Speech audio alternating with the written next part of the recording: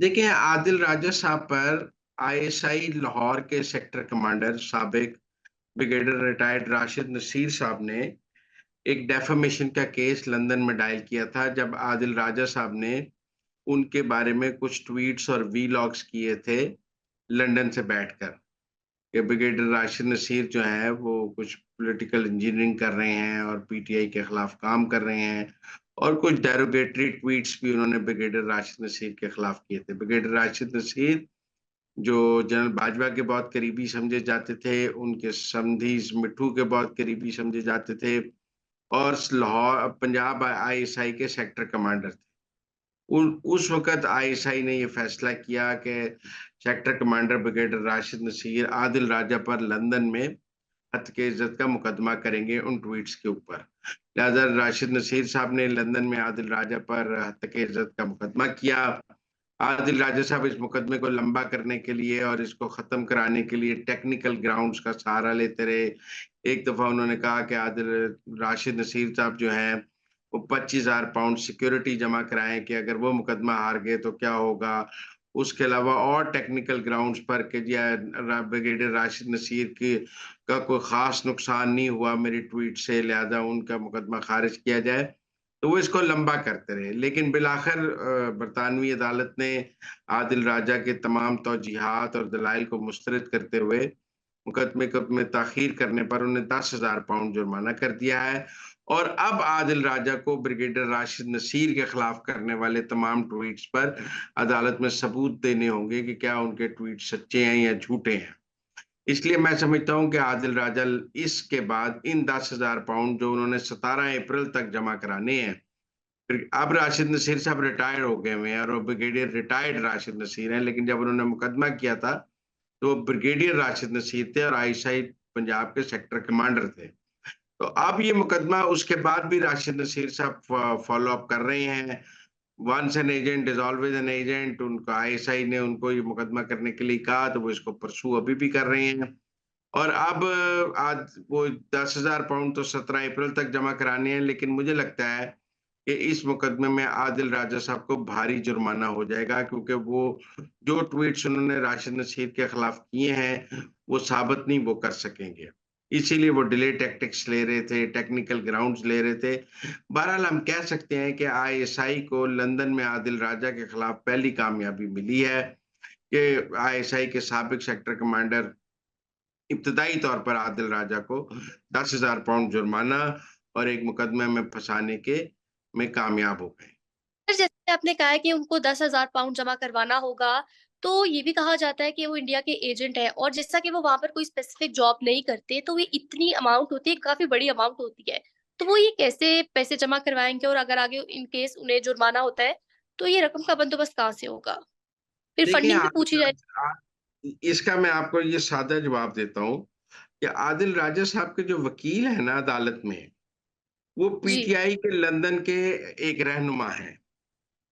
तो इसलिए PTI London उनके लिए चंदा कर लेगी, और मुझे लगता है कि उनके लिए चंदा हो जाएगा और वो जमा करा देंगे, लेकिन अगर भारी जुर्माना हुआ तो फिर वो ज्यादा मुश्किल में फंसेंगे। लेकिन जो आदिल राजा साहब के वकील हैं लंदन में, वो पीटीआई के मुकामी रहनुमा हैं यूके के मेहताब अनवर अजीज।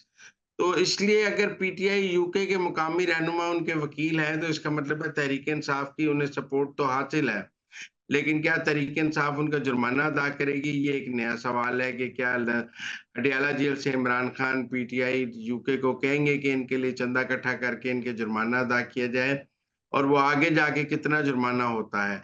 लेकिन अगर एक दफा जुर्माना हो गया आदिल राजा को, तो फिर रास्ता खुल जाएगा, फिर और भी मुकदमे होंगे। फिर मैं समझता हूँ कि और भी जो फौज के खिलाफ अपने ट्वीट्स करते हैं, उनके ऊपर और भी फौजी अफसरान को उनके खिलाफ लंदन में मुकदमा करने को कहा जाएगा, एक फ्लड गेट खुल जाएगा।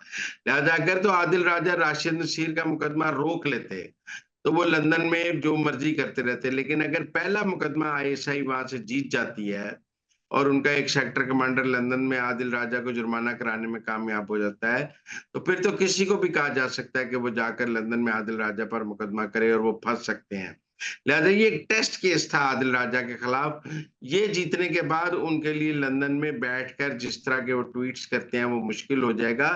और कितने जुर्माने अदा करेंगे? जुर्माने तो फिर होते रहेंगे। सर, आप ये भी बताइएगा क्या पाकिस्तान तहरीक-ए-इंसाफ उनको ऑन करेगी फ्यूचर में आगे क्या पार्टी में शामिल करेगी आदिल राजा को? नहीं, मेरा नहीं ख्याल। उनका कोर्ट मार्शल हो चुका है और वो उनको यहाँ पर तो सज़ा हो चुकी है, वो कभी पाकिस्तान आ सकें, कभी कोई हुकूमत बदले और उसमें कोई ऐसा आर्मी चीफ आए जो उनका कोर्ट मार्शल ख़त्म कर दे, वो तो और बात है। लेकिन फ़िलहाल उनको ना शामिल किया जा सकता है, ना कुछ हो सकता है। लेकिन चूँकि वो इमरान खान के एजेंडे को आगे बढ़ाते हैं और वो खुद को इमरान खान का सबसे बड़ा तर्जुमान कहते हैं और पीटीआई यूके के रहनुमा उनके वकील हैं, तो ये ताने-बाने तो मिलते हैं उनके तहरीक-ए-इंसाफ से, लेकिन मुझे नहीं लगता कि वो पाकिस्तान कभी आ सकते हैं।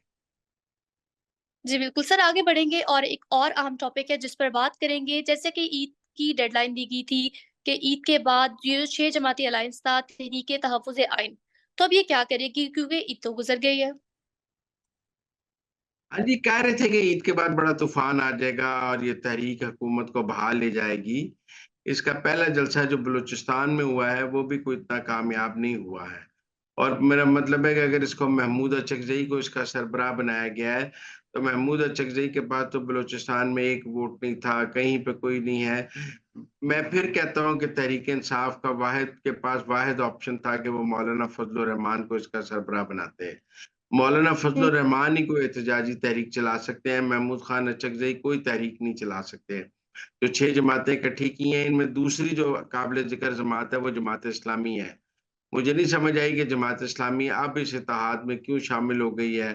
वैसे तो उनके जो नए अमीर हैं, हाफ़िज़ नईम उर-रहमान, उनका तहरीक-ए-इंसाफ की तरफ झुकाव पुराना है। मेयर के इलेक्शन में भी उन्होंने तहरीक-ए-इंसाफ के वोट लेने की कोशिश की थी, उन्हें नहीं मिले। बाद में भी वो तहरीक-ए-इंसाफ के साथ कराची में एडजस्टमेंट की कोशिश करते रहे हैं। मुझे लगता है ये नए अमीर की पॉलिसी है तहरीक-ए-इंसाफ के इस इत्तेहाद में जाना, वरना तहरीक-ए-इंसाफ ने जमात इस्लामी के साथ कोई अच्छा सलूक तो इलेक्शंस में नहीं किया है। ताहम इस 6 जमाती इत्तेहाद से मुझे कोई ख़ास उम्मीद नहीं है कि ये कोई बड़ी तहरीक चला सकेंगे। क्वेटा और इस तरह इधर-उधर तहरीक चलाना तो और बात है। लेकिन जब तक तहरीक पंजाब ना आए, इस्लामाबाद ना आए, जब तक ये कोई मोमेंटम ना पकड़े, जो बहुत मुश्किल है। इस वक़्त पंजाब में जो हुकूमत है, वो इनको तहरीक चलाने की बिल्कुल इजाज़त नहीं देगी, मरकज़ से भी कोई फ्रेंडली नहीं है। और केपी में जो पहला जलसा हुआ था, वो भी कोई बहुत कामयाब नहीं हुआ था। लिहाज़ा जब तक इमरान खान जेल में हैं, ये तहरीक लीडरलेस होगी और मुझे ये जो टीटीए बनी है, इसका कोई ख़ास रोशन मुस्तकबिल नज़र नहीं आता है। तो सर आपको क्या लगता है कि इमरान खान कब तक जेल से बाहर आ सकते हैं? अभी मुझे मुस्तकबिल करीब में वैसे तो हमारे बहुत सारे दोस्तों ने बड़े वीलॉग्स किए हैं। ईद के बाद इमरान खान के बाहर आने के बड़े इम्कानात हैं। ईद के बाद इमरान खान बड़ी तब्दीलियाँ आ रही हैं और इमरान खान को बड़ा रिलीफ़ मिल जाएगा ईद के बाद।